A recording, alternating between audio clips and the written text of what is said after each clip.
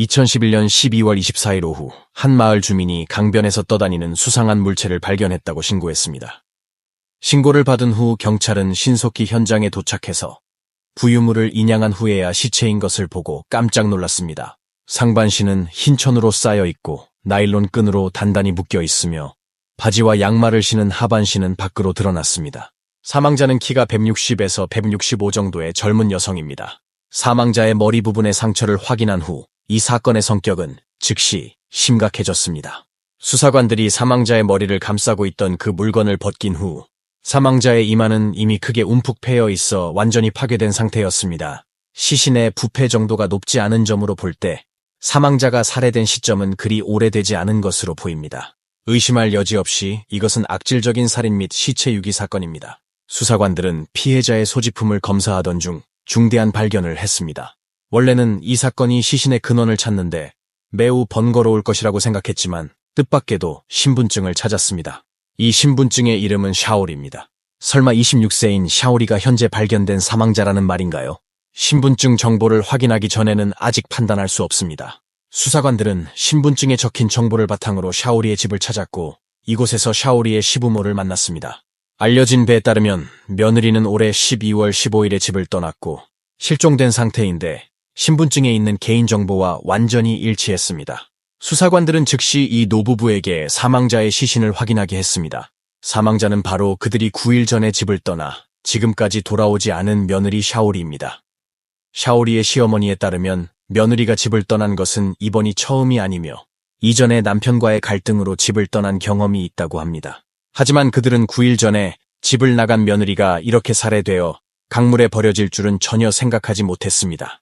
또한 샤오리가 몇 차례 집을 떠난 경험이 있었기 때문에 가족들은 그녀가 다시 친정으로 돌아가거나 놀러 갔을 것이라고 생각했지만 살해당할 줄은 꿈에도 생각 못했던 것입니다.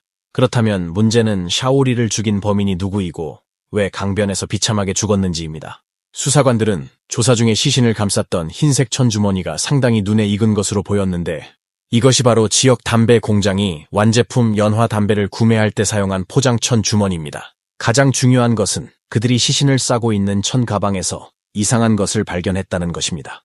옥수수 줄기와 호두 잎은 강변에서 나타난 것이 수상하고 시신이 발견된 현장 주변에도 있을 수 없는 것입니다. 또한 수사관들은 현장 근처에서 싸운 흔적이나 혈흔을 발견하지 못했습니다.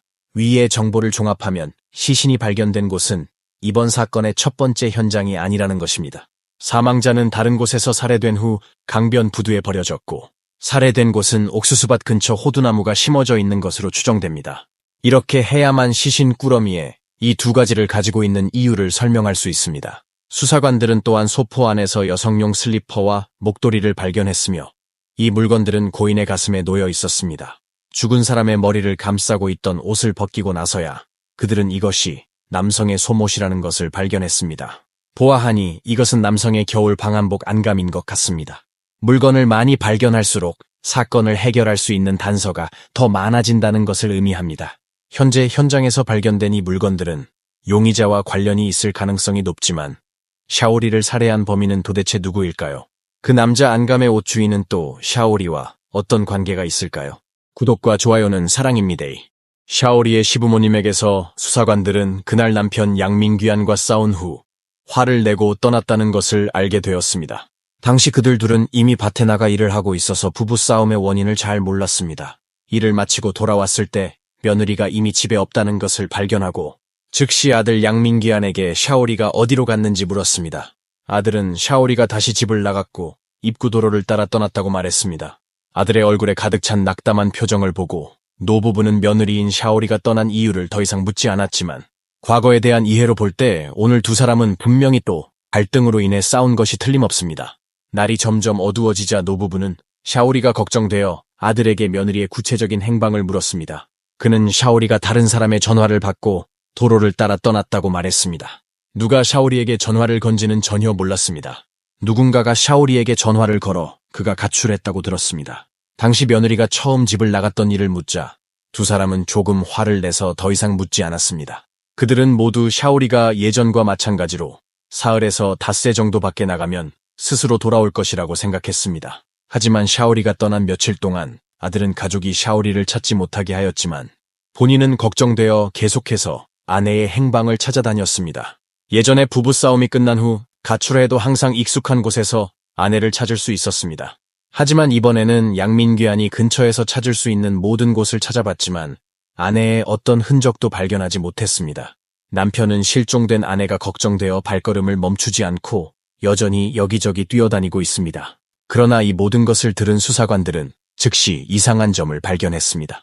왜 양민귀환은 아내가 떠난 날 가족들이 찾아가지 못하도록 막았는지, 그리고 왜 다음 날 서둘러 차를 타고 외지로 아내의 행방을 찾아 나섰는지, 게다가 샤오리의 시신이 발견될 때까지도 그는 여전히 집에 돌아가지 않았습니다. 마음속의 의혹을 명확히 하기 위해 수사관들은 즉시 양민귀환의 휴대전화로 전화를 걸어 그와 소통했으며 상대방은 현재 옌베년에서 사람을 찾고 있다고 말했습니다.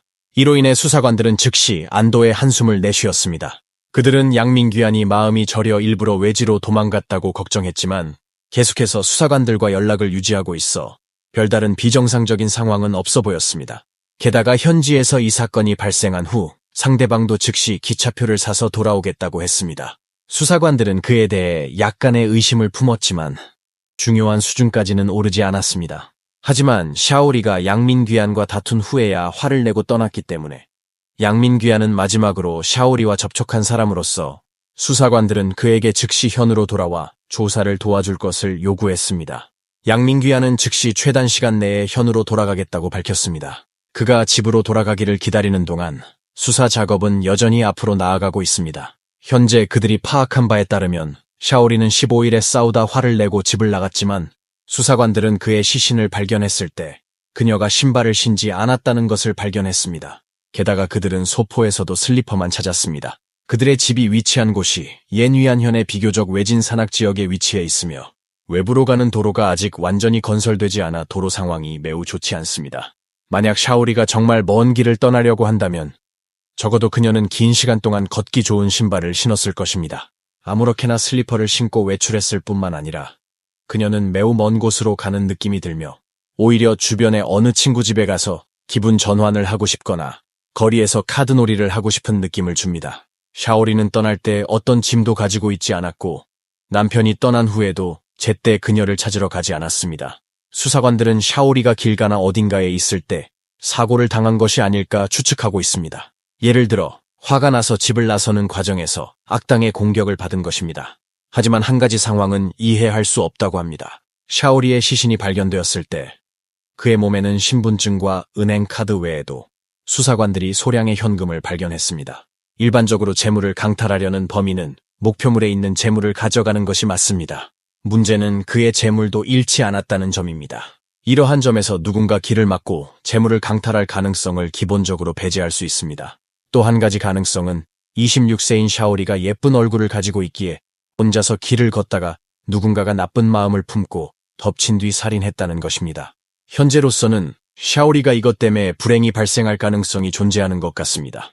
수사관들은 즉시 샤오리의 몸에서 생물 검체를 채취했으며 그 안에서 범인의 흔적을 찾으려 했습니다.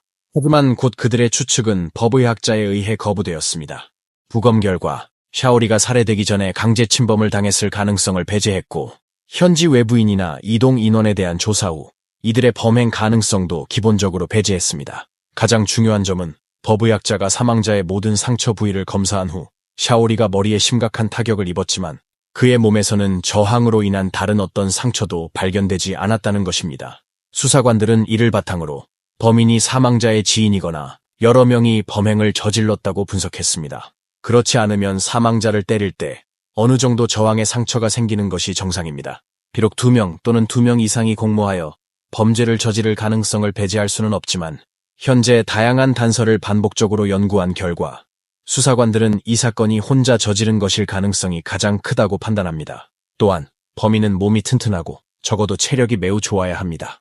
왜냐하면 바로 그 시신의 포장물에서 수사관들이 돌을 발견했으며 이는 30근이 넘는 큰 돌이기 때문입니다. 범인은 체력이나 힘이 약하면 전혀 옮길 수 없는데 근거하여 범인의 이미지를 대략적으로 묘사했습니다. 그들은 아마도 샤오리와 꽤 잘 아는 남성이었을 것입니다. 또한 수사관들은 샤오리나 그의 가족과 다른 사람들 간의 갈등 관계가 이 잔인한 살인사건을 촉발한 것이 아닌지 추측하게 되었습니다. 곧 그들의 이러한 추측이 확인되었습니다. 12월 14일, 즉 샤오리가 집을 떠나기 전날에 아이들을 데리고 마을거리로 놀러 갔다는 것을 알게 되었고, 그 과정에서 아이들이 자동차에 살짝 긁혀 넘어지면서 양측이 현장에서 마찰을 빚었다는 것을 알게 되었습니다. 결국 사고를 낸 운전자가 경제적 보상을 하고서야 이 일이 해결되었습니다. 그렇다면 혹시 이 운전자가 원한을 품고 샤오리를 살해한 것은 아닐까요? 수사관들은 그 사고 운전자를 찾아 확인한 결과 범행 시간에 그곳에 없다는 증거가 명확했습니다. 바로 이때 수사관들은 양씨 가족의 상황을 조사하는 과정에서 새로운 발견을 했습니다. 그들은 갑자기 샤오리가 집을 나간 것에 대해 양씨 가족의 반응이 다소 수상하게 느껴졌고, 심지어 사람들에게 익숙한 느낌을 주기도 했습니다. 샤오리 시어머니의 눈에는 샤오리가 매번 화를 내며 집을 떠날 때마다 가정의 자질구레한 일 때문이라 했습니다. 왜냐하면 집안이 비교적 가난하기 때문에 새 아이를 둔 젊은 부부는 종종 작은 갈등으로 말다툼을 벌이기 때문입니다. 며느리인 샤오리는 사실 그렇게 좋은 아내, 좋은 엄마는 아닙니다. 원래 집에서 아이를 잘 돌봐야 할 그녀가 자주 외출하여 카드놀이를 하고 아이들을 돌보는 것과 집안일을 뒷전입니다. 수사관들이 이 가족의 반응이 좀 수상하다고 느낀 이유는 그들이 샤오리가 처음 집을 나간 이유를 물었을 때 양 가족의 대답이 항상 애매모호하게 보였고 몇 가지 일을 숨기고 있는 것처럼 보였기 때문입니다. 더욱 이해할 수 없는 것은 샤오리가 처음으로 집을 나간 일이 마을에서는 모두가 알고 있는 것처럼 보였지만 수사관들이 질문을 던졌을 때 그들은 모두 이에 대해 함구했고 대답은 핵심과 의심을 피하는 느낌을 받았습니다. 양씨 가족이나 마을 주민들의 이러한 비정상적인 행동은 수사관들이 샤오리의 첫 번째 외출에 숨겨진 사연이 있는 것처럼 보이게 했지만 여러 차례 노력한 끝에 그들은 결국 단서를 제공할 의향이 있는 사람을 찾았습니다. 양 가족과 마을 주민들이 이렇게 의도적으로 회피하는 이유는 양 가족이 다시 언급하고 싶지 않은 과거 때문이라고 합니다. 알고 보니 몇 년 전 샤오리가 처음으로 집을 나간 것은 한 고향 남자와 함께였습니다. 이 장화라는 청년은 샤오리가 카드놀이를 할 때 알게 되었고 물론 주변의 이웃이기도 했습니다. 그 당시 샤오리는 장화와 함께 광둥으로 갔고 한 달 넘게 머물렀지만 그의 가족이 계속해서 연락하여 설득한 덕분에 다시 돌아올 수 있었습니다. 알고 있는 사람이 양씨 집안의 친척이기 때문에 수사관들은 이것이 양씨 집안의 일방적인 주장인지 확인하기 위해 즉시 사망자의 아버지를 찾아가 이 사실을 확인했지만 결과는 아무런 이상이 없었습니다. 샤오리의 아버지는 이 사건의 진위를 확인했으며 당시에도 직접 전화를 걸어 딸을 설득해 돌아왔다고 말했습니다. 다시 양씨네 집으로 돌아온 샤오리는 남편이 과거의 원한을 따지지 않고 받아들였습니다. 양씨네 부모님은 이 문제에 대해 아들에게 끊임없이 설득하며 그가 아내와 함께 두 아이를 잘 돌보고 가정을 잘 운영하기를 바란다고 말했습니다. 이것이 남편이 샤오리를 용서할 수 있는 주된 이유일 수 있습니다. 결국 아내가 아이에게 완전한 가정을 가질 수 있다면 그녀는 만족할 수 있기 때문입니다. 듣자 하니 샤오리도 가족의 권유로 장화와 완전히 연락이 끊겼고 남편이 아내의 불충을 용서하기로 선택한 후 두 사람은 다시 함께 살게 되었으며 이후 세 번째 아이를 낳았다고 합니다. 이 소식을 접한 후 수사관들은 마음속으로 경계하게 되었습니다. 샤오리가 처음으로 집을 나간 것은 장화와 함께였으니 두 사람 사이에 약간의 호노에 부적절한 관계가 존재했기 때문이 아닐까요? 두 사람의 부적절한 관계가 드러난 후 장화는 자신의 가정을 지키기 위해 고인에게 독수를 가했을 것입니다. 사랑으로 인해 증오가 생기는 일이 가장 흔하다고 할 수 있으며 이러한 고려가 있은 후 장화의 범행 혐의는 즉시 가파른 상승세를 보였습니다. 수상한 점은 수사관들이 장화에 대한 조사를 준비하던 중 그가 지금 마을을 떠났다는 것을 발견합니다.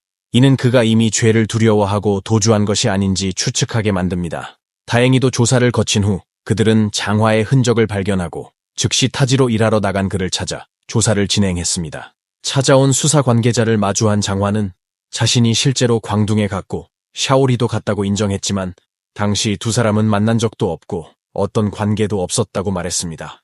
똑똑한 척 장화는 여전히 저급한 거짓말을 합니다. 그의 발언은 그를 책임에서 벗어나게 하지 못했을 뿐만 아니라 심지어 더욱 의심을 불러일으켰습니다. 수사관들은 즉시 모든 이해관계를 그의 앞에 명확히 하여 사실을 숨기려 하지 말 것을 요구했습니다.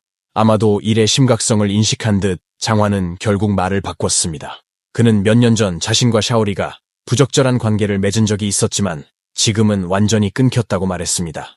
두 사람의 관계는 모두 오래된 일이고 지금은 거의 왕래가 없습니다. 결국 자신도 가정을 꾸렸기 때문에 이전의 일로 인해 영향을 받고 싶지 않아 했습니다. 하지만 이 말은 결국 그의 일방적인 말이었고 두 사람이 지금 여전히 왕래하고 있는지는 아무도 모릅니다. 게다가 샤오리가 그날 집을 떠났기 때문에 장화를 찾으러 가도 아무도 모릅니다. 수사관들은 즉시 최근 활동 경로를 중심으로 조사한 결과 그가 혐의를 완전히 배제할 수 있음을 확인했습니다. 하지만 이렇게 되면 용의자가 하나씩 제외되면서 사건은 더욱 불확실해집니다. 바로 이 중요한 시기에 사망한 샤오리의 아버지가 수사관을 찾아와서 사위 양민귀안이 자신의 딸 샤오리를 살해했다고 주장했습니다. 그의 말에 따르면 자신의 딸이 머리에 쓴 그 담배 봉투를 보았을 때 그는 샤오리를 살해한 사람이 틀림없이 양민귀안이라는 것을 알게 되었다고 합니다. 양씨 집안은 마침 담배, 나일론끈, 그리고 담배 봉투 모두가 마침 그 집에 갖춰져 있었습니다. 그리고 딸이 실종된 지 얼마 지나지 않아 그는 사위의 집에서 이상을 발견했습니다. 그가 사위의 집에 들어갔을 때 강한 피비린내를 맡은 적이 있었습니다. 비록 이전에 수사관들이 양민귀안에 대해 의심한 적이 있지만 이러한 의심은 확실한 증거를 찾아야 입증될 수 있습니다. 증거는 법의학자의 시신 조사에서 비롯되었으며 그들은 샤오리가 내용물 중에서 남은 살코기를 발견하고 이를 바탕으로 사망시간을 15일 점심 식사 후 5시간 이내로 설정했습니다. 샤오리가 떠날 때 어떤 교통수단도 이용하지 않은 점을 고려할 때 수사관들은 그가 도달할 수 있는 범위가 크지 않을 것으로 추정하고 있습니다. 그들은 즉시 양민귀안의 집 근처를 철저히 수색했지만 아무런 증거도 없었습니다. 양씨 집에서 200m도 차에 되지 않는 산 중턱에서 옥수수와 호두나무가 심어진 곳을 찾았습니다. 만약 이것도 우연이라면 너무 우연 아닐까요? 더 중요한 것은 그들이 양씨 집안을 수색하던 중 방한복을 발견했는데 외투만 남아있고 안감이 없었습니다. 대조 후 그들은 시신의 머리에 씌워진 그 융단 안감이 바로 이 방한복에서 유래한 것임을 확인했습니다. 양민귀안이 샤오리가 실종된 다음 날 아내를 찾으러 외출했다는 핑계로 범행 전에 이미 도망칠 준비를 마쳤을 가능성이 큽니다. 비록 이때 양민귀안의 휴대폰이 여전히 통화가 가능하며 즉시 돌아와 조사를 받겠다고 약속했습니다. 그러나 수사관들은 그가 사실 집에 돌아갈 생각이 전혀 없었고 이미 광저우로 가는 기차표를 구매했다는 것을 확인했습니다. 수사관들은 그와 연락을 유지하면서 광저우로 체포팀을 파견했습니다. 하지만 양민귀안은 무언가를 감지한 듯 휴대전화는 곧 꺼진 상태였고 그때부터 연결이 되지 않았습니다. 광저우로 향하던 체포팀은 그가 좌우층에 있는 친척집을 방문한 것을 추적하고 떠난 후 양민귀안의 이동 경로를 잃었습니다. 이번 실패로 사건 수사가 무려 6년이나 지연되었습니다. 이 6년 동안 수사관들은 양민귀안의 행적에 대한 조사를 소홀히 한 적이 없습니다. 2017년 7월 19일까지 여러 차례의 조사와 긴밀한 추적 끝에 수사관들은 마침내 광시성 베이류시의 한 특별 행사에서 6년 동안 숨어있던 양민귀안을 드디어 체포하여 송환했습니다. 그는 현장에서 아내 샤오리를 살해하고 시신을 유기한 범죄 사실을 인정했습니다. 양민귀안의 진술에 따르면 그는 아내 샤오리와 함께 윈난에서 일할 때 알게 되었고 함께 살았습니다. 이후 샤오리가 예상치 못하게 아이를 갖게 되어 두 사람은 결혼을 결심했습니다. 하지만 결혼 후의 생활은 이전에 상상했던 것만큼 좋지 않았고 시시콜콜한 일들로 끊임없이 다투기 시작했습니다. 시간은 우여곡절 끝에 2008년에 이르렀고 일하러 나갔던 양민귀안이 마을로 돌아왔을 때 아내의 소문을 들었습니다. 처음에 남편은 아내가 자신을 배신할 것이라고 믿지 않았지만 집에 돌아와 아내와 함께 지낸 시간이 길어질수록 마을 사람들 사이에서 퍼지는 소문이 근거 없는 것이 아님을 알게 되었고 아내의 이상 징후도 감지하게 되었습니다. 하지만 두 사람이 이미 두 아이를 가졌고 자신이 오랫동안 밖에 있었기 때문에 아내에 대한 관심과 정서적인 배려가 소홀했을 수도 있다는 점을 고려하여 그는 이 가정을 되찾기 위해 아내와 잘 이야기하기로 결정했습니다. 전혀 예상하지 못한 것은 자신의 진정성이 아내의 진심을 되찾을 수 있을 줄 알았는데 다음 날 아내는 바로 장화와 함께 광둥으로 도망쳤습니다. 그 후 한 달이 넘는 시간은 양민귀안으로서는 가장 어두운 시기였습니다. 하지만 그는 아내가 광둥에서 돌아오겠다고 약속했다는 소식을 듣고 교통비를 보냈을 뿐만 아니라 직접 기차역에 가서 그를 집으로 데려왔습니다. 비록 그는 자신이 다른 사람들의 눈에 다소 억울할 수도 있다는 것을 알고 있었지만 완전한 가정을 꾸리기 위해서는 사실 선택의 여지가 없었습니다. 하지만 결국 완전히 이성을 잃게 된 일이 폭발했습니다.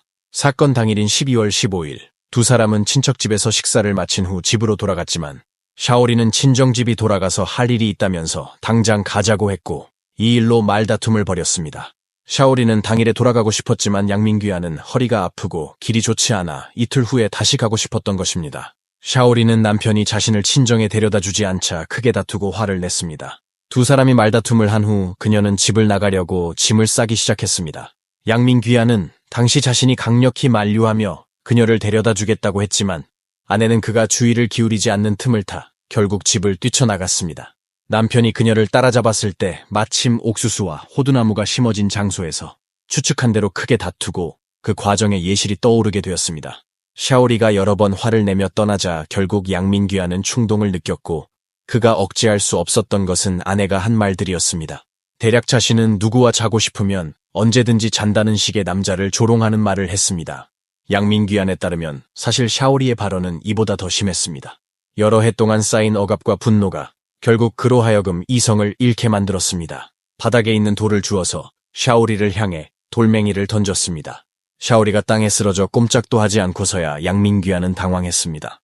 이후 그는 집으로 달려가 아내가 집을 나갔다는 이유로 부모를 속였고 한밤중에 샤오리의 시신을 싸매는 과정에서 시신의 머리가 박살나자 피가 크게 날까 걱정한 그는 급한 마음에 자신의 옷 속감을 상대방의 머리에 씌운 후 오토바이를 타고 샤오리의 시신을 부두로 옮겨 강물에 던졌던 것입니다. 이로써 사건을 해결되었고 살인자 남편은 당연히 사형을 당했습니다.